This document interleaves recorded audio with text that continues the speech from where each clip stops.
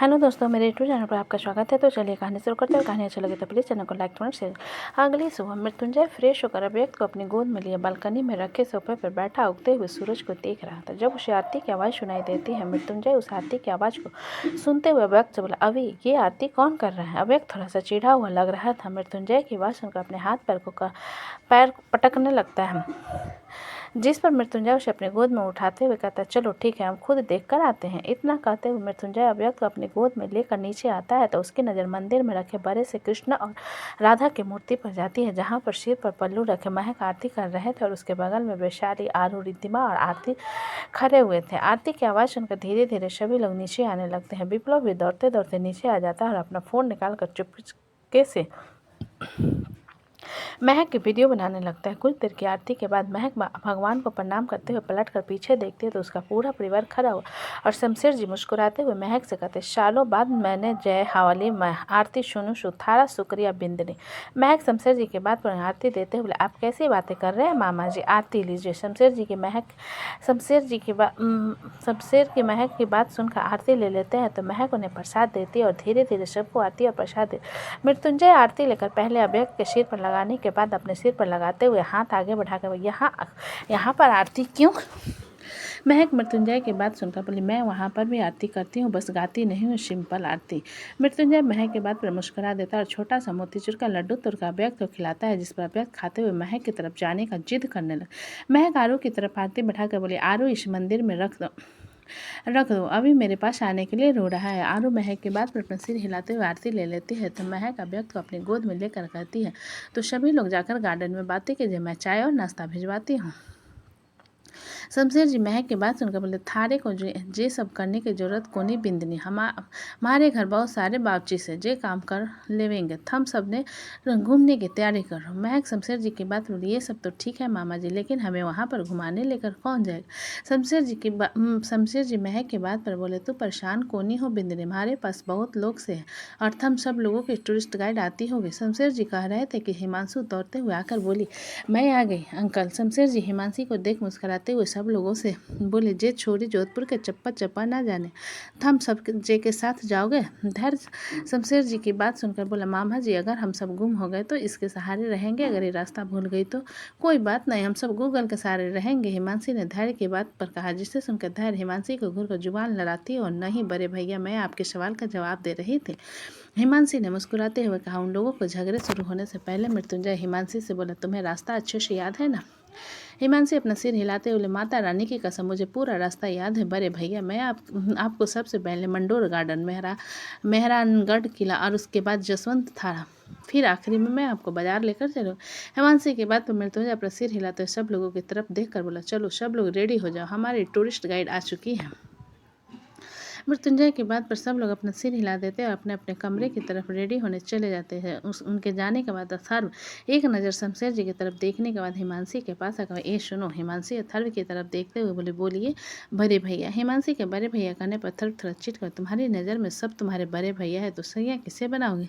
अथर्व की बात सुनकर हिमांशी कुछ पल सोचने के बाद बोले, इसमें कुछ नहीं कर सकती, इसमें तो पापा सोचकर बताएंगे। अथर्व अपना सिर हिलाते हुए बोला, तुम्हारा कोई बॉयफ्रेंड है?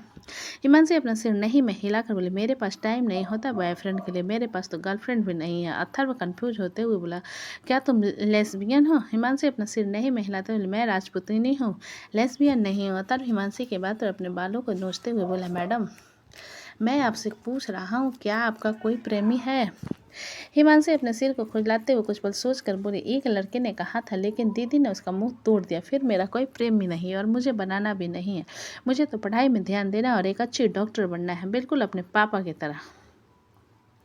हिमांशी की बात सुनकर अथर्व हल्का सा मुस्कुराते बोला, मतलब तुम्हारी बहन भी है? वहाँ कहाँ है वो? मेरी दीदी अभी अखाड़े में होगी। ओके, 5 से लेकर 9 बजे तक वो अखाड़े में होती है और शाम के 5 बजे से लेकर शाम के 7 बजे तक वो अखाड़े में होती है, लड़के और लड़कियों को कुश्ती सिखाती है। हिमांशी ने जवाब दिया। अथर्व अपने मुंह में आया सलाइवा निगलते हुए हिमांशी से बोला, क्या क्या करती है तुम्हारी बहन? मेरा मतलब क्या नाम है उसका? हिमांशी अथर्व की बात पर बोली, मेरी दीदी को यहाँ पर सब जानते हैं, उनका नाम अक्षिता सिंह है। अगर कोई मुझे परेशान करता है और मैं अपनी दीदी से कहती हूँ तो मेरी दीदी उसकी पूरी कुचुम्बर बना देती है, उसका भट्टा का भरता बना देती है और मुझे बहुत मज़ा आता है। ये कहते हुए हिमांशु शैतानों की तरह मुस्कुराने लगते। उसकी मुस्कान देखकर अथर्व वहाँ से जाते हुए बोला, तुम्हारी दीदी को हाय कहना, हो सके तो बाय भी कहना, मैं जा रहा हूँ, रेडी होकर आता हूँ। इतना कहकर अथर्व पतली गली लेकर वहाँ से निकल जाता है। हिमांशु उसे जाता हुआ देखकर मुंह बनाते हुए अजीब बड़े भैया थे। इतना सोचते ही हिमांशु वहाँ पर सोफे पर बैठकर संतरे छीलकर खाने लगती। इधर विकल्प चुपचाप रेडी हो रहा था जब वर्षा उसके पास आकर उसके शर्ट के बटन लगाते हुए, सॉरी, मुझे कल रात को तुमसे ऐसे बात नहीं करना चाहिए था। विकल्प वर्षा के बाद सुनकर उसकी तरफ देखते हुए बोला, वर्षा, मैंने मना नहीं किया है, लेकिन मैं मेंटली रूप से वहाँ जाने को रेडी नहीं हूँ। मैं उनका सारा काम करूँगी, लेकिन मैं वहाँ नहीं जा सकता। जिसे सुनकर वर्षा विकल्प के शर्ट के सारे बटन उसके कंधे पर थपथपा कर बोले, सारे टेंशन फिक्र को अभी बाय कहो और खुलकर एंजॉय करो। विकल्प वर्षा की बात पर छोटा सा मुंह बनाकर बोला, तुमने तो मेरी इतनी खूबसूरत सी लाइन नाइटी जलवा दी। विकल्प की बात पर वर्षा मुस्कुराकर, कोई बात नहीं, मेरे पास और है। विकल्प वर्षा को कमर से पकड़ अपने नज़दीक लाकर बोला, मुझसे झगड़ा मत किया करो, अगर मुझे गुस्सा आ गया ना तो तुम मुझे नहीं संभाल पाओगी। वर्षा विकल्प के गाल पर थपथपाते हुए, मुझे तुम्हारा गुस्सा वाला चेहरा देखना है जो मैंने कल रात को देखा था, बहुत हॉट लगते हो। विकल्प वर्षा के गाल पर किस करते हुए बोला, चलो रेडी हो जाओ, हम घूमने चल रहे हैं। वर्षा अपना सिर हिलाती और कपड़े लेकर बाथरूम की तरफ चली जाते। इधर मृत्युंजय सुधांशु का दिया कॉस्ट्यूम पहनकर रेडी था और उसने अव्यक्त को भी पहना दिया था, लेकिन महक अभी तक बाथरूम से बाहर नहीं आई थी। मृत्युंजय रेडी होने के बाद थोड़ा सा फ्रस्ट्रेट होकर दरवाजे पर खटखटाते हुए, यार महक, और कितना टाइम लगेगा तुम्हें? महक अंदर से बोली, मृत्युंजय, मुझे बहुत अजीब लग रहा है, प्लीज़ मुझे साड़ी दे दीजिए। मुझे जिसे सुनकर मृत्युंजय सख्त आवाज़ में बोला, अगर तुम बाहर नहीं आई ना तो मैं नहीं जाऊँगा। मृत्युंजय की धमकी को सुनकर महक बाथरूम का दरवाज़ा खोलकर धीरे से बाहर आती है और उसका सिर झुकाते हुए थोड़ा सा शर्मा कर कहती है, मैं कंफर्टेबल नहीं हूँ। मृत्युंजय महक को ऊपर से लेकर नीचे तक देखने लगता है, जहां महक ने ब्लैक फॉर्मल जीन्स और ऊपर फुल स्लीव वाली वही टी शर्ट पहनी थी और उसने अपने बालों को पोनीटेल में बनाया था, बीच में सिंदूर लगा था और गले में मंगलसूत्र, हाथों में चूड़ियां थी। मृत्युंजय महक के हाथ को पकड़कर उसके अपने तरफ खींचता है तो महक सिर उठाकर उसकी तरफ देखने लगती है, जिसे देखकर मृत्युंजय उसकी आंखों के कोने से काजल निकाल उसके कान में पीछे लगाते हुए कहता है, बहुत खूबसूरत लग रही हो। मृत्युंजय के बाद फिर महक के उसकी तरफ देखते हुए, सच में आप सिर्फ मेरा कॉन्फिडेंस बढ़ाने के लिए तो झूठ नहीं बोल रहे हैं? महक के बाद मृत्युंजय से देखते हुए, तुम्हें पता है ना मैं झूठ नहीं बोलता, तुम सच में बहुत सुंदर लग रही हो। महक मृत्युंजय की बात पर मुस्कुराते हुए जाकर अव्यक्त को देखती है, जिसने नीचे ब्लैक हाफ पैंट और ऊपर शर्ट पहना था। मृत्युंजय में ब्लैक जींस और ऊपर में सेम कलर का टी शर्ट पहना था। अव्यक्त टकटकी लगाकर महक की तरफ देखने लगता है, जिसे देखकर मृत्युंजय उसे अपनी गोद में उठाते हुए कहता है, तुम्हारी मॉम है, लाइन मारना बंद करो। मृत्युंजय की बात सुनकर महक उसके पीठ पर हल्का सा मार कर बोली, कैसी बातें कर रहे हो? मृत्युंजय महक के मारने पर उसे घूर कर बोला, इसके सामने किस कर दूंगा, दोबारा हाथ मत लगाना। मृत्युंजय को भड़कता हुआ देखकर महक अपने कान को पकड़ कर बोली, सॉरी पतिदेव, दोबारा नहीं मारूंगी। मृत्युंजय महक की बात पर उसके क्यूट से चेहरे को देखते हुए अव्यक्त के सामने उसके होठों पर पैक देता है, जिसमें महक के गाल लाल हो जाते हैं और अव्यक्त मृत्युंजय को घूरने लगता। मृत्युंजय अव्यक्त के गाल पर किस करते हुए बोला, इससे ज़्यादा नहीं मिलेगा। अव्यक्त मृत्युंजय की बात को सुनकर महक की तरफ जाने के लिए अपना हाथ आगे बढ़ाता है तो महक उसे अपनी गोद में ले लेती है, जिस पर अव्यक्त महक के होठों और गालों को चूमने लगता है, जिसे देखते हुए मृत्युंजय के तन बदन में आग लग जाती है और महक के गाल पर किस कर लेता है, जिसे देखकर अव्यक्त महक के गाल पर किस कर लेता है। उन दोनों का कंपटीशन करता हुआ देख महक रोकते हुए बोली, रुको रुको, मैं कोई सॉफ्ट कैंडी नहीं हूँ जो आप दोनों लगे पड़े हो, बस बहुत हुआ, चलिए नीचे सब रेडी होंगे। मृत्युंजय महक के बाद पर उसकी गोद से अव्यक्त को लेकर कसकर पकड़ते हुए महक से बोला, अब ये मेरे साथ रहेगा, छिछोरे कहीं का। इतना कहकर मृत्युंजय अव्यक्त को लेकर कमरे से बाहर चला जाए। महक जाते हुए मृत्युंजय को देखकर मुंह बनाते हुए, आप बाप जो करेगा बेटा वही देखकर तो सीखेगा, अपनी हरकत नहीं दिखती, छिछोरे कहीं के, मेरे बेटे को छिछोरा कर रहा है। इतना सोचते हुए महक अपना बैग उठा लेते और उनके पीछे चली आती। लिविंग हॉल में सभी लोग आकर खड़े हुए थे। मृत्युंजय अव्यक्त को लेकर नीचे आता है और उनके पीछे महक भी नीचे आती है। महक को देखते हुए सभी लोग हैरानी से उसकी तरफ देखने लगते हैं, क्योंकि उसने पहली बार ऐसे जीन्स और टॉप पहना था, नहीं तो वो गाउन और साड़ी के अलावा और ज़्यादा कुछ नहीं पहनती थी। धैर्य महक को एकटक देखते हुए धीरे से बोला, कितनी खूबसूरत है। सुधांशु जो कि उसके बगल में समृति को गोद में लिए खड़ा था, उसकी तरफ देखते हुए बोला, मेरी दीदी है और चीज़ों को बता दिया ना, यहाँ से पतली गली लेकर निकल जाओगे। सुधांशु की बात सुनकर धैर्य उसकी तरफ देखते हुए बोले, तुम्हारी दीदी है तो क्या हुआ, टैक्स लगे हैं क्या, जो चाहे वो देख सकता है। सुधांशु धैर्य के कॉन्फिडेंस को देखकर अपना सिर हिलाते हुए मृत्युंजय की तरफ इशारा करके बोले, यही बात जीजू के सामने कह कर दिखाना, मान जाऊंगा कितने ज़्यादा हिम्मत वाले हो। महक ने जीन्स और टॉप पहना था, जिसकी तारीफ धैर्य चुपके चुपके महक को देख रहा जिसके तरफ धैर्य चुपके चुपके देख रहा था। जब सुधांशु धैर्य की तारीफों के पुल सुनता है तब धैर्य के कान में धीरे से अभी जो कह रहे थे इसी कॉन्फिडेंस के साथ जाकर जीजू के सामने कहो, समझ जाऊंगा कितने हिम्मत वाले। सुधांशु के बात सुनकर धैर्य उसे घूरते हुए, तुम न जुबान थोड़ी कम चलाया करो, डोंट नो, ऐसा क्यों स्पेशल देख लिया ध्रुवी ने, बिल्कुल सबकी तरह नॉर्मल हो तुम भी। ओह, तो आपको 2 सिंग वाला राक्षस आया था अपनी बहन के लिए, जो कि अब नॉर्मल होता। सुधांशु ने धैर्य की बात पर कहा, जिसे सुनकर धैर्य सुधांशु को घूरते हुए, तुम्हारी शादी तो अपनी बहन के साथ होने नहीं दूंगा। सुधांशु धैर्य की बात पर हल्का सा मुस्कुरा कर बोला, साले साहब, जब मियाँ बीबी राजी तो क्या करेगा काजी। फिर एकदम से सीरियस चेहरा बनाकर धैर्य को देखते हुए, ध्रुवी को मुझसे दूर करने की कोशिश तो बिल्कुल मत करना, वरना मेरा सारंग को जाने दिया इससे नहीं जाने दूंगा। शादी हो गई ना, फिर भी भगा कर ले जाऊंगा, फिर इज्जत रेपुटेशन देखी जाएगी। बाकी अब तो समझदार हो। ये कहते हुए सुधांशु मुस्कुराकर समृद्धि को लिए महक की तरफ अपने कदम बढ़ा। धैर्य बस गुस्से भरी नज़र से जाते हुए सुधांशु को देखता रह जाता। वहीं सुधांशु महक के पास आकर उसे कम्प्लीमेंट देते हुए बोला, आप सच में सुंदर लग रही हो दीदी, मैंने आपसे पहले भी कहा था पहना करो वेस्टर्न क्लॉथ्स, लेकिन आपको तो पसंद नहीं है। सुधांशु के बाद में मृत्युंजय महक के हाथों को पकड़ते हुए सुधांशु से बोला, वो ऐसा इसलिए क्योंकि तुम्हारी बहन मेरे सामने पहनना चाहती थी, मेरा मतलब मेरे लिए पहनना चाहते थे। जिसे सुनकर सुधांशु उसकी तरफ घूर कर देखता है तो वैशाली उन लोगों की तरफ देखते हुए कहती है, अब बस करो यार, तुम जीजा साला का तमाशा, पंचायती चलो चुपचाप घूमने, जब देख लो लगे पड़े रहते हो, पिछले जन्म में मियाँ बीवी थे वैसे जैसे। वैशाली के बाद सुनकर मृत्युंजय उसकी तरफ देखते बोला, और तुम कौन थी हमारी लव स्टोरी के बीच में विलन। सुधांशु अजीब नज़रों से मृत्युंजय को देखते बोला, मुझे आपके साथ लव स्टोरी क्रिएट करने में ना इस जन्म इंटरेस्ट और ना पिछले जन्म में रहा होगा। हिमांशु उन दोनों की बात सुनकर बीच में आते हुए सुधांशु से बोले, आपको पता है जो लोग बार बार झगड़ा होते हैं उनकी डेस्टिनी उनके साथ में जुड़ना चाहती है। अमृत हिमांशी के बात में बोला, डियर टूरिस्ट गाइड, शायद हमें चलना चाहिए।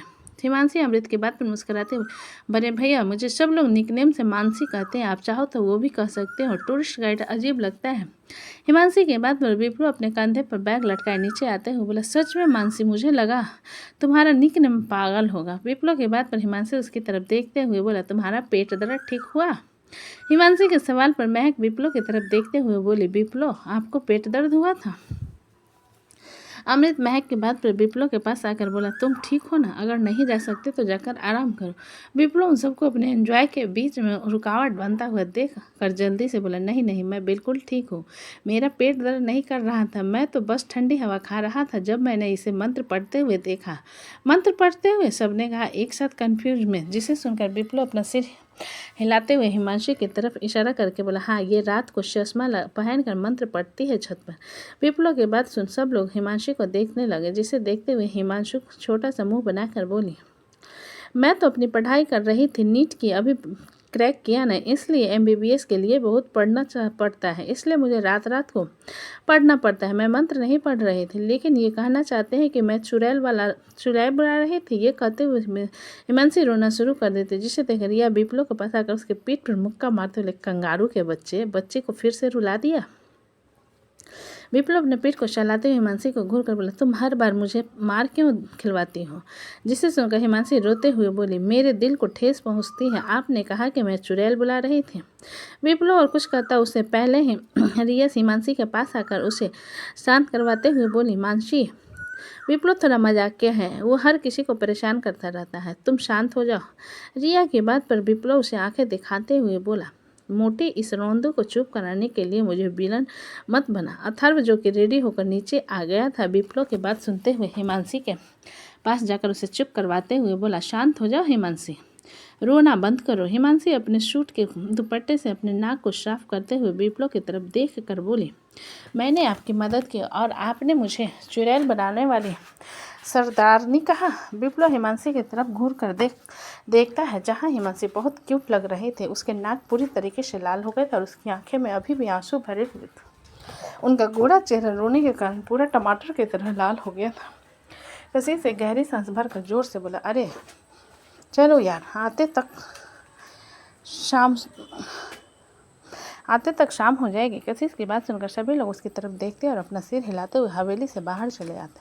मृत्युंजय बाहर जाकर इधर उधर देखने लगता है तो वहाँ पर 10 जीप आकर रुक जाते हैं। वहीं पीछे से शमशेर जी आते हुए कहते, थम सब लोग, जेमा जाओगे घूमने। शमशेर जी की बात सुनकर मृत्युंजय उसकी तरफ देखते हुए बोला, लेकिन मामा जी, हमारा बशा बिपली एक जीप ड्राइविंग सीट पर जाकर बैठते हुए मृत्युंजय से चिल्लाकर बोला, कोई बात नहीं है ब्रो, हम इसमें चले जाएंगे, मजा आएगा। अनमोल बिप्लो के पास जाकर उसे खींचकर नीचे उतार देता है, जिस पर बिप्लो गुस्से भरी नज़र से अनमोल को देखते हुए पैर पटक कर कहता, आप ऐसा क्यों कर रहे हैं। अनमोल बिप्लो को घूरते हुए बोला, चुपचाप मेरे बगल में आकर बैठो, बड़े आए ड्राइव करने वाले।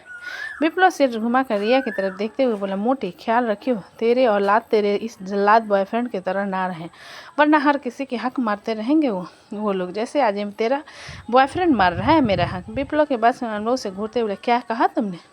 अनमोल के बदलते तेवर का देख बिप्लो अपना सिर नहीं में हिलाकर, कुछ नहीं, आकर बैठ रहा हूँ आपके बगल में। इतना कहकर बिप्लो अपने कैमरा निकाल कर जाकर पैसेंजर सीट पर बैठ जाता है। सब लोग जाकर गाड़ियाँ में बैठ जाते हैं। मृत्युंजय एक जीप को ड्राइव कर रहा था, जिसमें पैसेंजर सीट पर अभ्यक्त को अपनी गोद में पकड़े महक बैठी हुई थी और उसके पीछे अमृत, वैशाली और समृद्धि थे और साथ में सुधांशु और ध्रुव भी बैठे थे। सबसे आगे अनमोल की जीप थी, इसलिए उसने बिप्लो को ड्राइव करने नहीं दिया था और उसी में रिया और हिमांशी भी बैठे हुए थे, क्योंकि हिमांशी को लोकेशन दिखाना था। सबकी गाड़ी हवेली से बाहर की तरफ निकलती है और सभी लोग निकल जाते हैं मंडोर गार्डन घूमने के लिए। तो दोस्तों, कहानी कैसी लगी मुझे कमेंट में लिखें। अच्छी लगे तो प्लीज़ चैनल को लाइक करें, सब्सक्राइब करें और ज़्यादा से ज़्यादा शेयर करें। कहानी को पूरा सुनने के लिए धन्यवाद।